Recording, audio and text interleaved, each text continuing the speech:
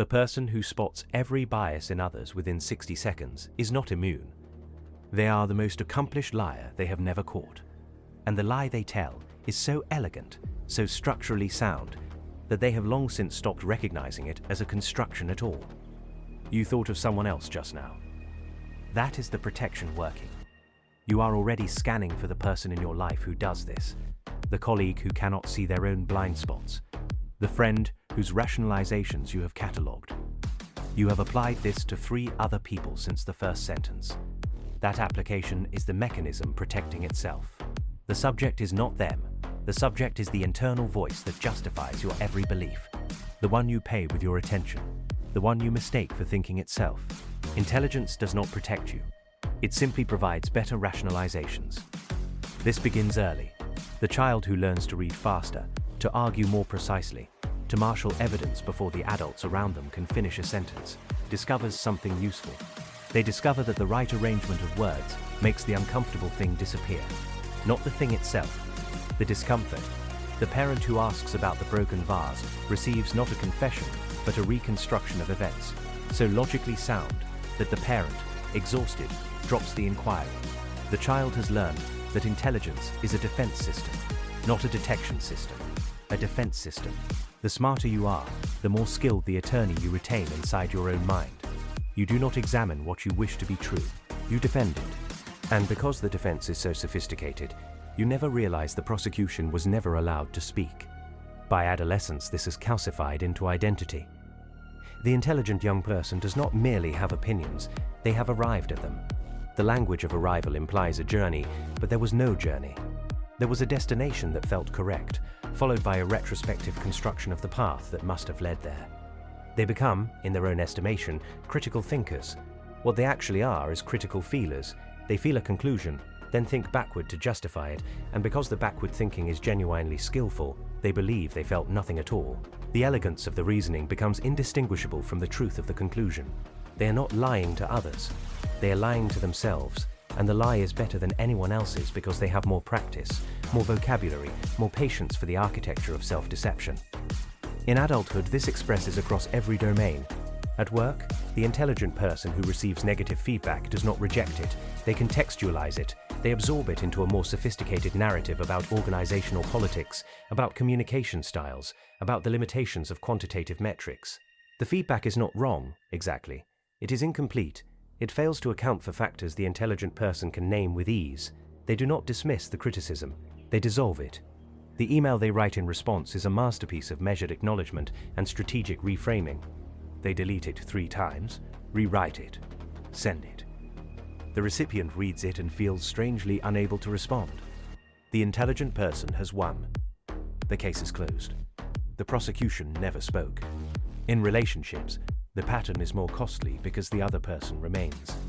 The partner who raises a concern does not receive defensiveness in the obvious form. They receive a seminar. The intelligent person explains, with genuine patience, the psychological origins of their own behavior, the childhood conditions that produced it, the systemic factors that make change difficult. They are not wrong about any of it. The explanation is accurate. What it is not is responsive. The partner asked to be met. They received a diagnosis. The relationship accumulates these moments. The intelligent person believes they are communicating. They are performing understanding in order to avoid being understood. The partner learns to stop asking. The intelligent person interprets this as resolution. It is not resolution, it is surrender. The high achievers version of this pattern wears a different mask. They have read about cognitive bias. They use the vocabulary. They say they are aware of their confirmation bias, their motivated reasoning, their tendency toward defensiveness. The vocabulary of psychology has given them a sophisticated set of reasons to remain exactly where they are. They say they are processing. They say they need more information. They say they are being thoughtful. What they are doing is the same thing anyone else would do. They are not moving. The intelligence is in the service of the stillness. The achievement is in the service of the avoidance. They have built a life that looks like evidence of growth, while functioning as proof against it. I do not have this pattern. I have only watched it. What I find remarkable is how little knowing that changes anything for the person who does. I have seen thousands of accounts.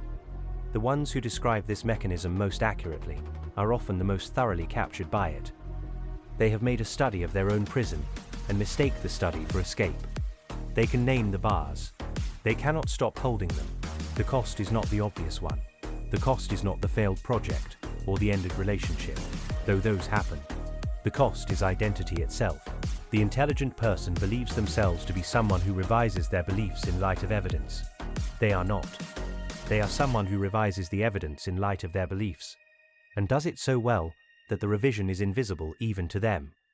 The identity cost is this: they will never know who they would have been if they had let the prosecution speak. They will never meet that person. They have prevented the encounter too effectively, too early, too many times. The relationship cost accumulates in years of conversations that did not happen, connections that did not form, vulnerabilities that were never shared because sharing them would have required not knowing the answer in advance. There is a moment, usually late, when some people understand what the pattern has taken. It does not come from reading. It comes from a specific failure that cannot be refrained, a loss that cannot be contextualized, a silence from someone they did not expect to lose. In that moment they see it, the attorney they retained, the cases they won, the verdicts they never questioned. They see that they have been the easiest person to fool, not because they were stupid, but because they were smart enough to fool themselves completely.